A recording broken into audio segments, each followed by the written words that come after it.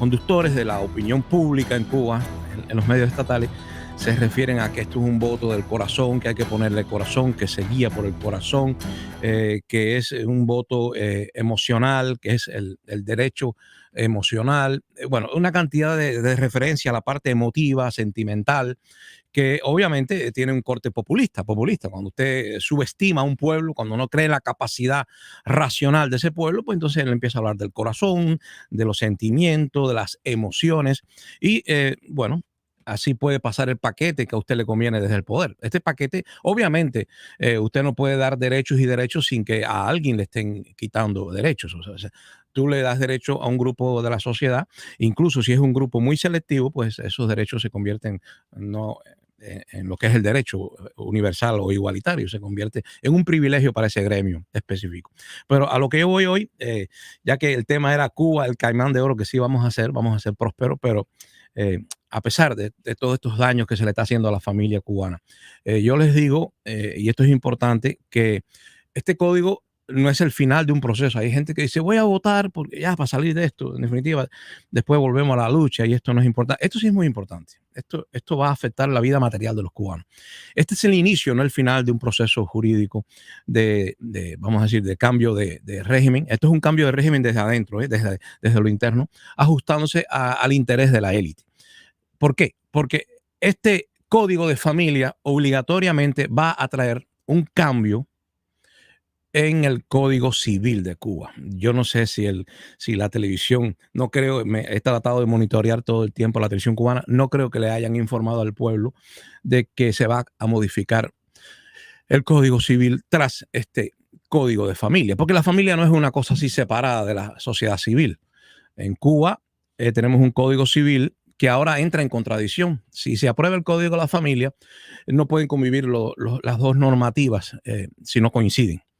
Bueno, ya ustedes saben que desde el siglo XIX, sobre todo, se ha desarrollado mucho en la filosofía del derecho la idea de que tenemos derechos que debemos de llevar al derecho escrito, al derecho positivo, y que son derechos naturales. Por eso le hablo del use naturales. Obviamente, cuando el derecho antes se dejaba influenciar, ¿no?, por el supuesto derecho natural anterior a la formación política de las sociedades humanas, pues se refería, tenía dos campos. Uno era el metafísico, o sea, el derecho natural sería aquello que Dios nos enseñó, no robarás, no matarás. Ese sería el principio de un derecho obviamente revelado, regalado por Dios o los dioses en cuanto a la visión griega clásica, politeísta. Los dioses ayudaban al hombre y le pasaban cierta información con relación a leyes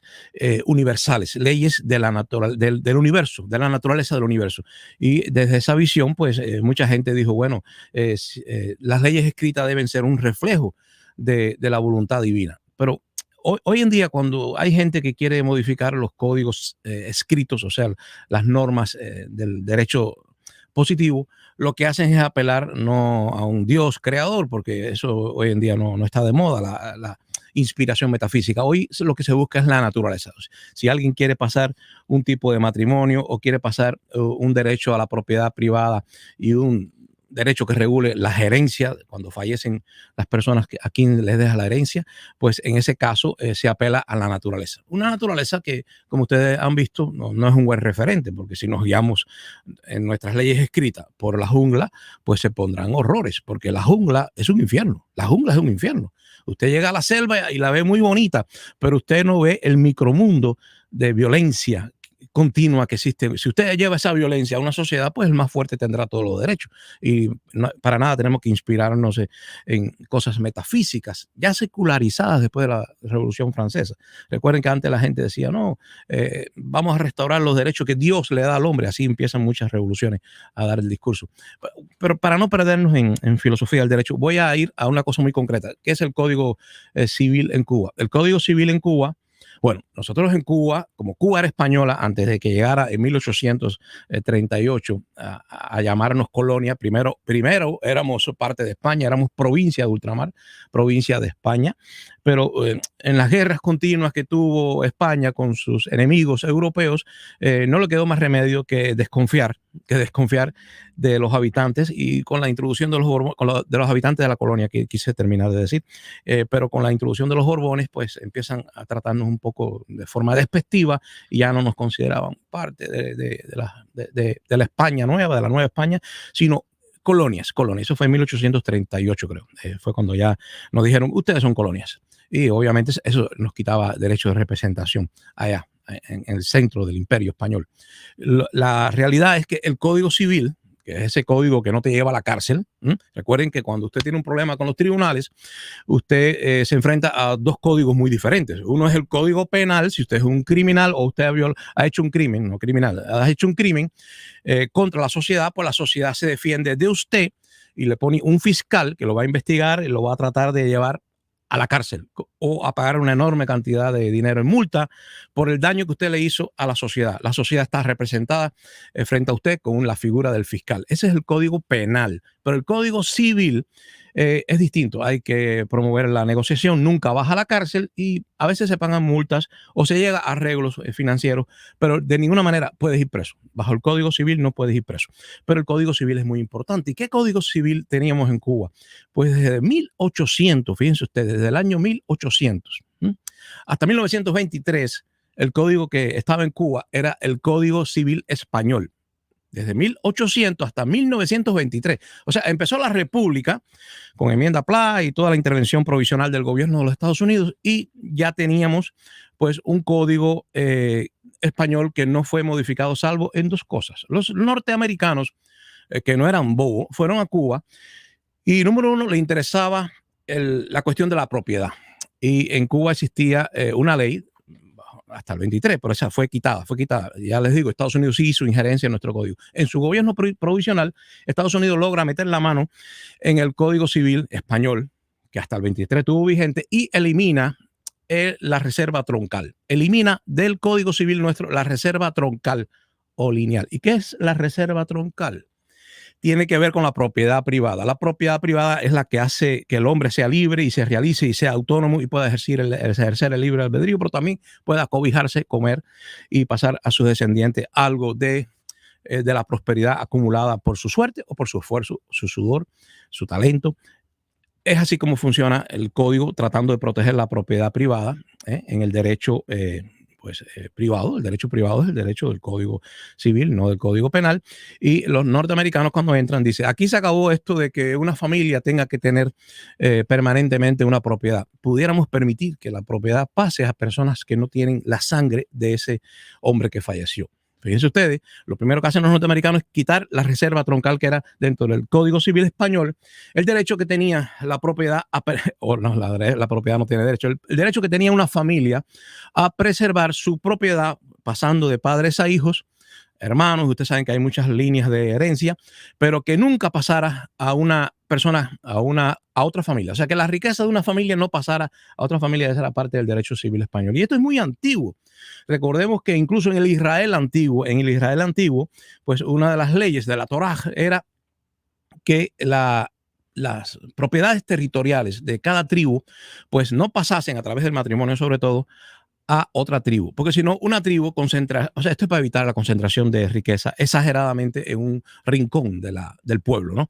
Para que sea siempre equilibrada la riqueza y para que cada tribu conservara la propiedad territorial, se pusieron leyes que ejercieron los jueces de la época, pero que ya estaba, vamos a decir, en la Constitución de Israel, porque la Constitución es la que rige todas las leyes, según Hans Kelsen. Que era un judío que nació en 1800 y murió en 1973, creo, aquí en California, pero nació en el Imperio Austrohúngaro. Él era un judío que y desarrolló mucho la filosofía del derecho, y a pesar de ser perjudicado como judío por la revolución nazi, pues aún así mantuvo siempre unos principios muy separados de sus intereses emocionales o personales, y a pesar de haber sido afectado, repito, por la persecución nazi y tuvo que irse a los Estados Unidos, aún así tuvo un juicio muy objetivo, muy pragmático sobre los tribunales de Nuremberg donde se castigaba a los nazis y a los jueces, y él consideró que había algunas irregularidades jurídicas. O sea, era un hombre muy científico que no se guiaba para nada por sus intereses emocionales.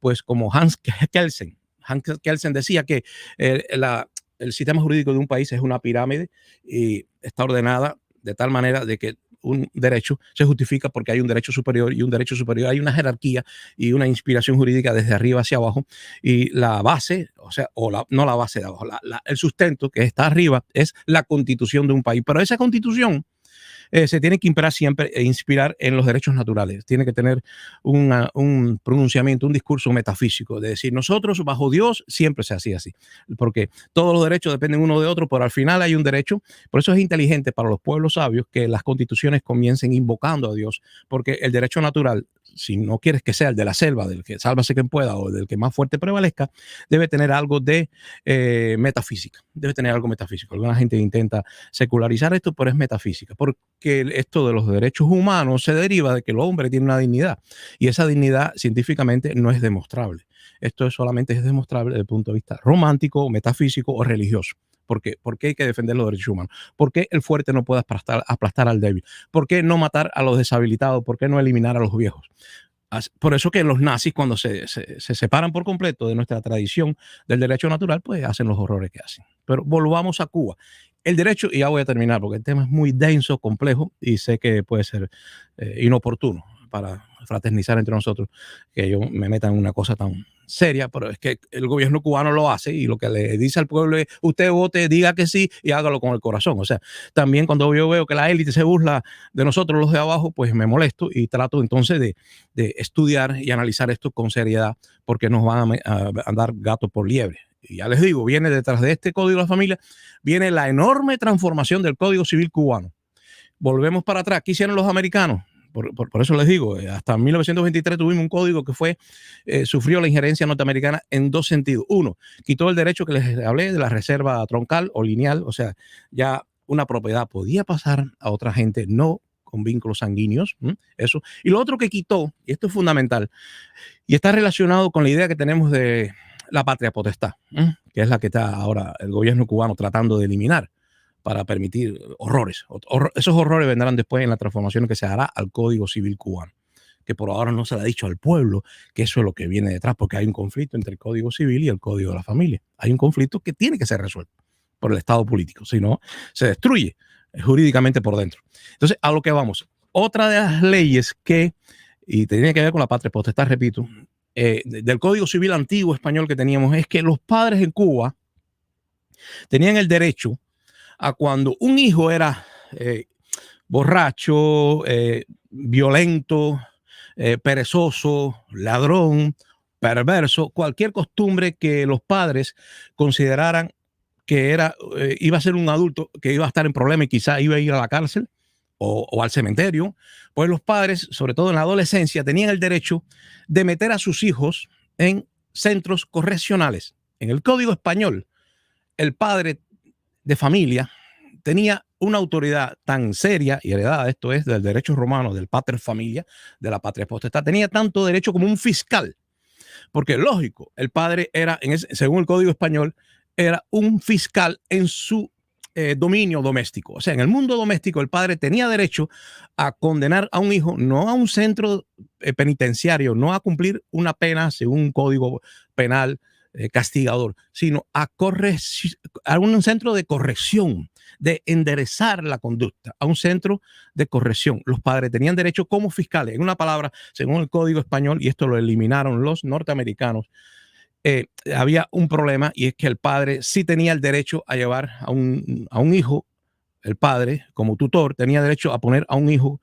O sea, el padre se convertía en un fiscal y condenaba al hijo, no lo condenaba, lo ponía en un centro correccional para que se arreglara o para que más adelante pues pasara a una prisión. O sea, esa autoridad tremenda del padre era heredada del mundo greco-romano y llegó a Cuba a través del Imperio Español. El Imperio Español nos dio a la familia un gran poder que fue disminuyendo, y es interesante cómo el norteamericano, que es el agente extranjero que ocupa nuestro territorio jurídico, lo primero que elimina es la reserva troncal, deja el Código Civil español intacto, pero le quita el código troncal, la herencia, o sea, la propiedad privada, y lo otro es la autonomía de la familia. Le dice a los padres, ya tú no puedes mandar a tu hijo a un centro correccional. Bueno, se sabe que entonces, después de eliminar este código, hubo una explosión tremenda de prostitución, sobre todo en la capital cubana, en La Habana. Sí, con los norteamericanos empieza a abrirse una cantidad de burdeles porque muchas adolescentes y adolescentes entraron en la prostitución en Cuba. Estamos hablando de que era legal con el Código Civil español. Había zonas para la prostitución. Lo que se hacía es separar un poco de los barrios buenos. Había zonas donde se ejercía la prostitución masculina o femenina, pero la masculina era castigada. El Código español protegía la prostitución femenina, le permitía a las mujeres que desde los tiempos de esclavitud se prostituían en los puertos. En el puerto de La Habana se prostituían las esclavas, e incluso lograban muchas veces a través de la prostitución emanciparse, pagar por su libertad, pagaban ellas mismas su libertad prostituyéndose. Cosas terribles que hemos vivido en Cuba. Este código civil español, pues al ser modificado por la intervención norteamericana, provoca una explosión de la prostitución, se institucionaliza aún más, aunque había espacios legales para ella. No los hombres eran condenados cuando eran prostitutos, eran condenados por sodomía, eran castigados por ser sodomitas. Los prostitutos eran condenados, pero a las mujeres se le daba esa licencia. Había, cuando llegan los norteamericanos, 200 prostíbulos en La Habana, 200. Estoy confundido, no sé si en La Habana o en la zona occidental de Cuba, pero existían muchos prostíbulos, y la verdad que cuando se le quita a los padres el derecho correccional, el derecho de ser fiscales y poner a sus adolescentes en problemas en un centro de corrección, pues cuando se le quita ese derecho, los hijos ganan cierta autonomía en la adolescencia y aumenta la prostitución en Cuba. Todo está relacionado.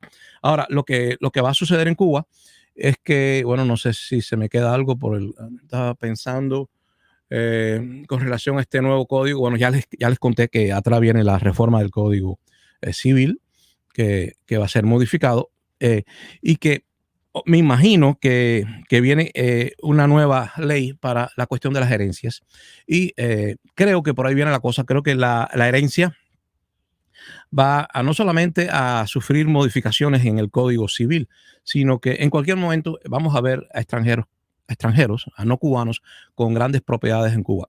A esto le sumamos también el alquiler de los vientres de la mujer cubana. La mujer cubana ahora pues tendrá una nueva invasión en su vida moral, ¿no? En su vida moral, porque para mí es totalmente indecente que se esté pensando como en una inversión en el vientre de la mujer cubana para alquilar. Eso tiene graves consecuencias morales. Ética para la persona, moral para la sociedad en la que vive. Yo creo que el código es un desastre, el nuevo código, porque digo yo, si fuera lo que se está proponiendo, sobre todo con relación al matrimonio entre personas del mismo sexo. Es una locura llamarle matrimonio a eso, pero ya vemos cómo se transforman las costumbres a través de la propaganda. Y si el jus naturale, el derecho natural, que inspira los derechos humanos, por supuesto, no es un derecho positivo que se impone desde arriba, sino se apela a que el hombre tiene una dignidad. Si los derechos humanos incluyen a esto de la relación matrimonial entre personas del mismo sexo, entonces, ¿por qué se le pregunta al pueblo de Cuba? Aquí estamos ante una contradicción fragante del sentido común, ni siquiera del sentido jurídico. El sentido común dice que si es un derecho humano, pues no se le pregunta. Usted le va a consultar al pueblo si es posible, cuando una persona pierda una pierna, pues que se le deje, que se desampare hasta que muera, porque ya no es útil a la sociedad. O sea, las preguntas inmorales, las preguntas no éticas no se consultan. Si usted va contra los derechos humanos, no está justificado que un referendo apruebe la quema de brujas o matar a los herejes. ¿Qué sentido tiene preguntarle a la gente si la élite jurídica de Cuba ha decidido que es un derecho humano el de las personas casarse por su orientación, casarse con el que quiera, incluso con animales si quisiesen, porque esto empieza por gente del mismo sexo y puede terminar con matrimonios con perros, con gatos? No sé hasta dónde llegaremos, no sé dónde está el límite, porque se empieza a corromper la costumbre, y el derecho positivo, incluso diciendo que quiere ser reflejo, el derecho escrito, quiero decir, si quiere ser reflejo de lo que ya es una realidad, se podría normalizar cualquier tipo de aberración, cualquier tipo de aberración en las costumbres, porque se va perdiendo el rumbo moral de una sociedad, es lo que digo yo. Entonces, si fuese un derecho natural, pues ¿por qué se le consulta al pueblo? Esa es la cuestión. ¿Por qué se le pregunta al pueblo? Obviamente, Cuba, ya termino, ya voy a compartir con ustedes. Cuba, el gobierno, perdón, no Cuba, el gobierno, el que tiene el control político de Cuba, ha decidido mejorar su imagen internacional y quiere, y es verdad, como decía Hans Kelsen, que todo el sistema jurídico descansa ahí arriba en la Constitución. La Constitución es la primera y la Constitución sumamente debe estar inspirada en derecho natural. Pues esa Constitución no solamente es el que le da fuerza a un país jurídico, allá arriba en la pirámide de jerarquía está también los tratados internacionales. Y los tratados internacionales para Cuba son muy importantes, para el gobierno de Cuba son muy importantes, es muy importante su imagen, sobre todo frente a las sanciones de Estados Unidos. Cuba continuamente busca mejorar su imagen ante el resto del mundo, no frente a Estados Unidos. No creo que tenga alguna ilusión el gobierno de Cuba con que Estados Unidos lo acepte, pero lucha porque sea legítima su imagen frente al mundo.